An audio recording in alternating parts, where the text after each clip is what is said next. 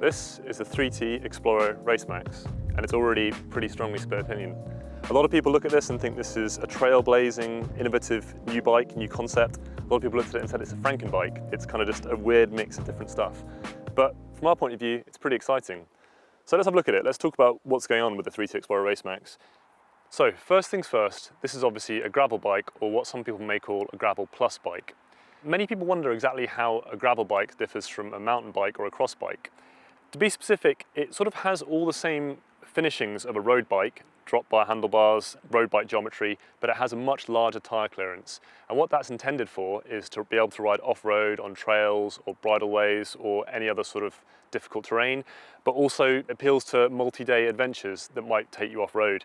Now, to get back to this geometry point, which is the key thing that differentiates the 3T Exploro from your average road bike or even some gravel bikes, is that with the 3T Exploro, this dropped chainstay has been a key technical engineering feature of how it achieves this really wide tyre clearance while maintaining quite a road bike focused geometry and handling performance. And how it does that is that both the chainstays have been dropped down below the point of the BB, where normally there'd be like a horizontal chainstay here, and that means you can fit an enormous tyre in there without the normal clash that you'd get of the chainstay coming up against the chainring. Now, with 700C, so this is a normal road bike tyre size, that means you can have tyres as big as 42mm. But when you get down to 650B, which is a narrow radius tyre, it means you can fit in a massive 61mm tyre.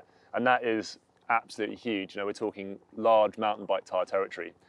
So the 3T Exploro RaceMax is the evolution of a range of bikes from 3T, which began with the 3T Exploro a few years ago.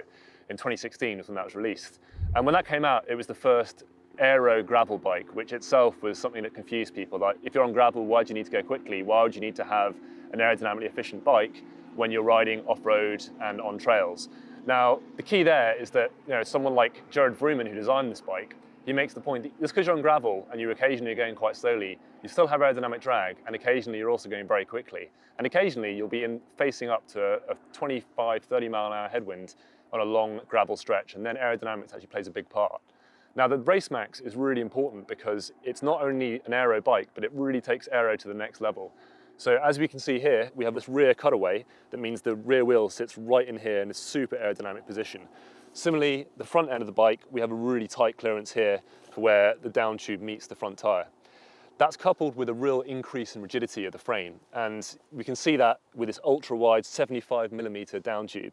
That not only is a more rigid setup, but also with a really wide cross section there, you shield the bottle cage and the bottle from aerodynamic drag, which is a big advantage, again, aerodynamically speaking, especially when you've got lots of stuff on the bike, maybe 2 bottle cages, maybe even some bike packing bags.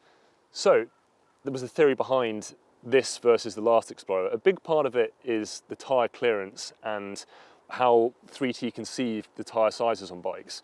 Now, a really important thing here is to make this kind of clearance here, you have to be really certain of how much distance you have from the rear axle to the end of the tyre. And for that, 3T actually developed a new system of measuring tyres. They no longer look at tyres from what the measured width of the manufacturer is. They look at it from how they measure it on a certain rim and a certain tyre profile. They've broken that down into something called RAM and WAM. Radius is measured and width is measured. And that's enabled them to create a profile of all the bikes as spec'd with certain tyres and certain rims, and realise that they actually can fit them all into a relatively tight radius.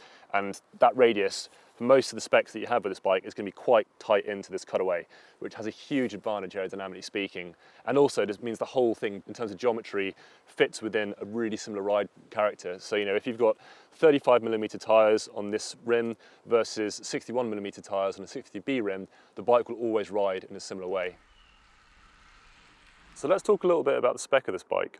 Now, the RaceMax frame comes in many different forms when it comes to an overall build, and this is where things get a tiny bit confusing. See, you have the 3T Exploro Race and the 3T Exploro Max. This is a 3T Exploro Race, and that's reflected by the fact it has quite a speed and potentially even road-focused spec setup.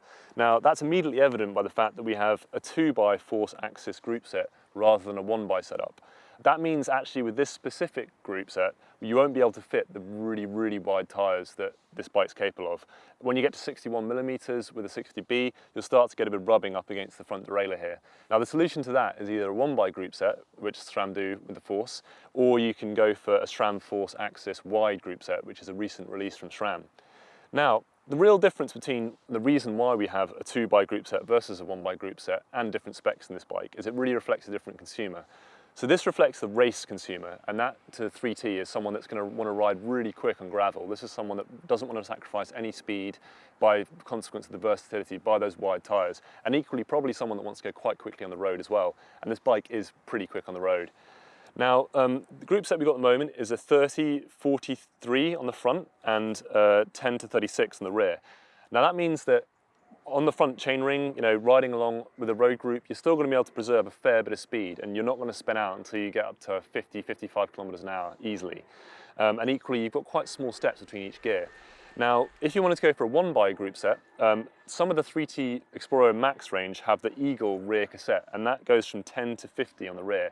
That's a 500% range, which is massive. So that gives you the opportunity to ride pretty quick downhill on whatever front chainring you have. But equally, if you've got, say, a 36 front chainring, you're going to have a 3650, which is a really big gear to climb up steep gravel inclines as well. Now, the other thing is that you'll get with the Max setup is you're going to get a 650B wheel as standard, and that means that you're probably going to get it with a 57mm, maybe even a 61mm tyre.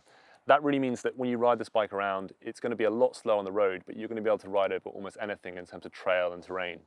Now, moving forward on the bike, in terms of the spec, we've got the front end, this Superflux Limited Aero handlebar from 3T.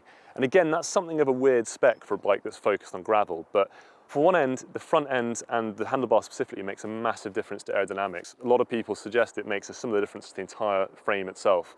So you're getting a big gain in terms of speed. But another thing that's really special about these bars is that with this really wide front aerofoil section on the tops, you actually get a lot of relief in terms of the surface area in your hands. And I've found on riding this over really nasty kind of trails and bumpy terrain, that offers a lot of really nice relief rather than being sort of really hammered by rocks as you ride.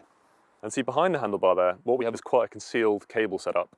This rear hydraulic hose actually routes behind the handlebar, so it conceals it from the wind rather than having it hanging on the front and entering the down tube, as you see with lots of other bikes.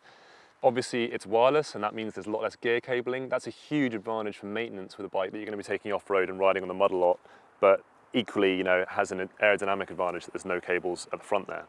Obviously, this is a hydraulic disc brake bike, and we've got direct mount disc brake calipers, and we've also got a through axle. I think for a bike like this, the stability of a through axle is a massive advantage over the stability of a quick release. Moving back on the bike, again, this saddle is an interesting spec as well. This is the Physique Tempo Argo. And what this reflects is a similar design to what we saw from the Specialized Power Saddle a few years ago. That's a sort of shortened nose profile and also quite a big cutout. That suggests that 3T thinks that this rider is going to be riding on the front of the saddle in quite an aggressive position a lot of the time. And that's really reflective of a rider that they think is going to be not wanting to sacrifice any speed on the road and still wanting to go pretty quick on the gravel. So what's our overall experience of this bike? Well, for me, I have to say I found this bike really exciting. I think it did a lot of things really, really well. When you take this down to a set of 35mm tyres, it is still a really pretty quick road bike. And it feels every bit as exciting and as racy as the likes of the Cervelo S5 or the Specialized Venge. Would it be as quick as them? I don't really know, but then at the same time, do I mind losing half a kilometre or a kilometre an hour of speed to get the versatility that's on offer? When you take this off-road, it's just a huge amount of fun. This bike can do so much, but at the same time makes it all really exciting and different and new, and really means that, you know, you can take trails really fast, bridleways really fast, or you can take on really technical stuff and really push your skill limit. In terms of what I think the bike signifies, for me, this is all about the direction that I think bike design should be going in. When we first got disc brakes on road bikes, the whole appeal was the fact that we'd have more versatility, wider tyres. Something like the RaceMax really takes that to the extreme. Not only have you got enough versatility for 28mm, 32mm tyres for a bit of adjusting comfort, but you've got enough versatility to completely change what this bike does. It can become essentially a cross mountain bike hybrid of sorts, rather than this being a road bike with a little bit of off-road potential. So on the whole, I consider this to be a really fun bike that's been engineered really well with putting the rider and the rider's experience at the centre of the design. Generally speaking, this is the direction I see more of my riding going in, where a road ride isn't just about riding on tarmac, it's about riding on tarmac for a while, finding a nice trail, finding a nice bridleway, riding a bit of different terrain and sort of having a bit of a broader experience. A bit more fun potentially and a bit more exciting. We hope you've enjoyed this video, and if you want to see more videos like this, please subscribe to our channel or follow us on Facebook, Instagram and Twitter and see more content from cyclist.co.uk and Cyclist Magazine.